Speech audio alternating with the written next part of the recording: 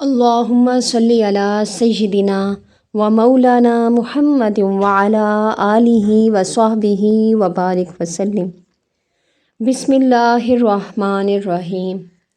حضرت عبداللہ بن عباس رضی اللہ تعالی عنہ سے روایت ہے کہ نبی پاک صلی اللہ علیہ وآلہ وسلم نے ایک دن اپنے چچا حضرت عباس بن عبد المطلب سے فرمایا، اے عباس، اے میرے محترم چچا، کیا میں آپ کی خدمت میں ایک گراں قدر عطیہ اور ایک قیمتی تحفہ پیش کروں؟ کیا میں آپ کو خاص بات بتاؤں؟ کیا میں آپ کے 10 کام اور آپ کی 10 خدمتیں کروں؟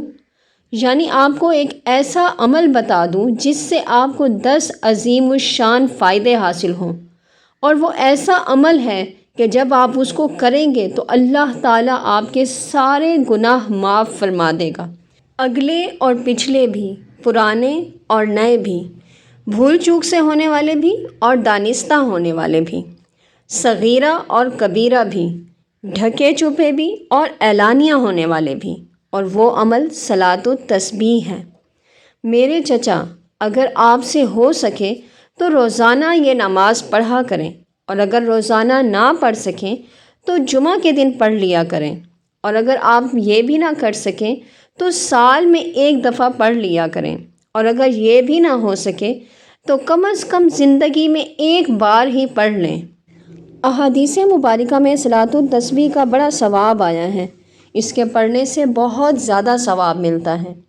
حضور نبی کریم صلی اللہ علیہ وآلہ وسلم نے اپنے چچا حضرت عباس رضی اللہ تعالی عنہ کو یہ نماز خود سکھائی تھی، اسی لیے بزرگان دین بھی اس کا خاص اہتمام فرمایا کرتے تھے۔ حضرت عبداللہ ابن مبارک رحمۃ اللہ علیہ روزانہ ظہر کی نماز میں اذان اور اقامت کے درمیان صلاۃ التسبیح پڑھا کرتے تھے۔ حضرت عبدالعزیز بن ابی داؤد رحمۃ اللہ علیہ فرماتے ہیں، جو شخص جنت میں جانا چاہے وہ صلاۃ التسبیح کا اہتمام کرے۔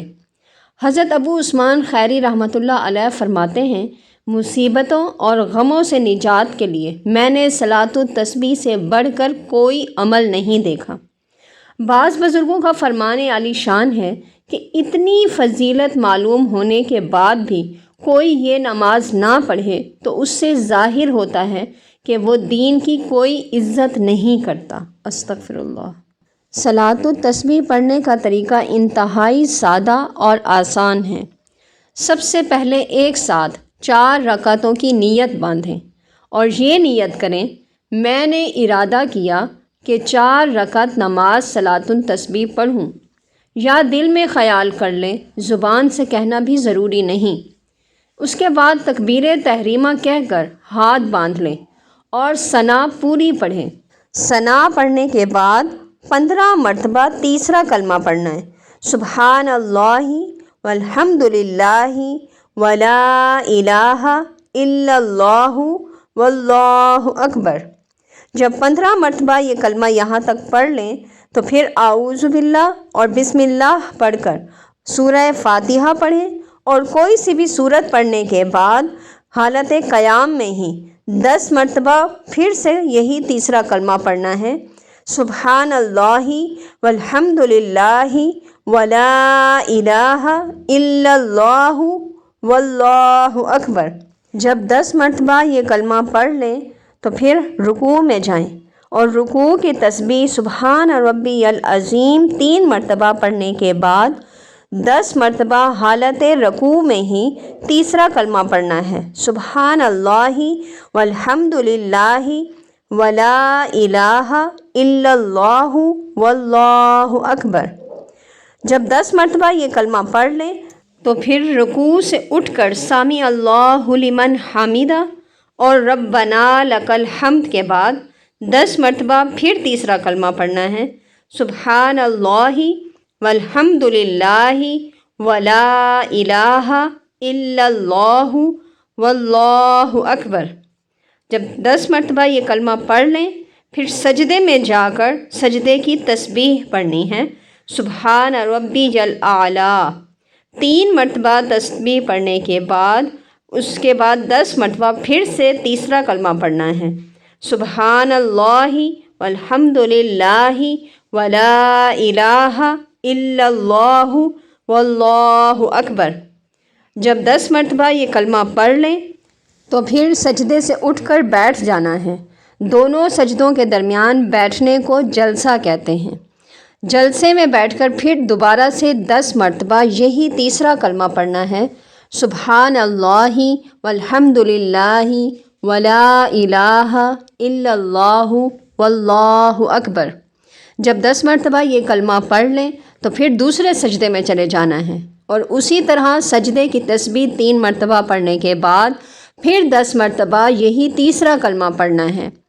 جب تیسرا کلمہ پڑھ لیں 10 مرتبہ تو پھر اس طرح یہ ایک رکعت کمپلیٹ ہو جائے گی۔ تو دوبارہ سے آپ نے کھڑے ہونا ہے حالت قیام میں، اور بسم اللہ پڑھنے سے پہلے 15 مرتبہ یہی تیسرا کلمہ آپ نے پڑھنا ہے، سبحان اللہ والحمد للہ ولا الہ الا اللہ واللہ اکبر۔ جب 15 مرتبہ یہ تسبیح پڑھ لیں تو پھر بسم اللہ کے بعد سورہ فاتحہ اور کوئی سی بھی سورت پڑھنے کے بعد اسی ترتیب سے سورت کے بعد 10 مرتبہ یہی تیسرے کلمے کی تسبیح، رکوع کی حالت میں بھی، پھر قوما کی حالت میں کھڑے ہو کر، پھر سجدے میں جا کر، پھر جلسے میں بیٹھ کر، اور پھر دوسرے سجدے میں، پھر سجدے سے اٹھ کر التحیات یعنی کہ قعدہ میں بیٹھنا ہے۔ لیکن اس میں آپ نے سلام نہیں پھیرنا۔ التحیات پڑھنے کے بعد دوبارہ سے تیسری رکعت کے لیے کھڑے ہونا ہے، اور سب سے پہلے اسی طرح 15 مرتبہ یہ تیسرے کلمے کی تسبیح پڑھنی ہے، اور پھر سورہ فاتحہ اور سورت پڑھنے کے بعد 10 مرتبہ، اور رکوع، قومے اور دونوں سجدوں اور ان دونوں سجدوں کے درمیان جلسے میں 10 مرتبہ اسی تسبیح کو پڑھنا ہے۔ اسی ترتیب کے ساتھ تیسری اور چوتھی رکعت کو مکمل کرنا ہے، اور پھر التحیات کے بعد سلام پھیرنا ہے۔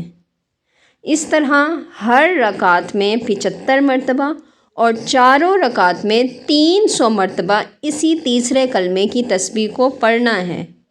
صلاۃ التسبیح میں اگر کسی موقع کی یا کسی جگہ کی تسبیح بھول جائے تو دوسری جگہ پر اسے پڑھ لینا ہے، لیکن رکوع میں اگر تسبیح رہ گئی ہے تو قومے میں نہیں پڑھنی بلکہ پہلے سجدے میں پڑھیں۔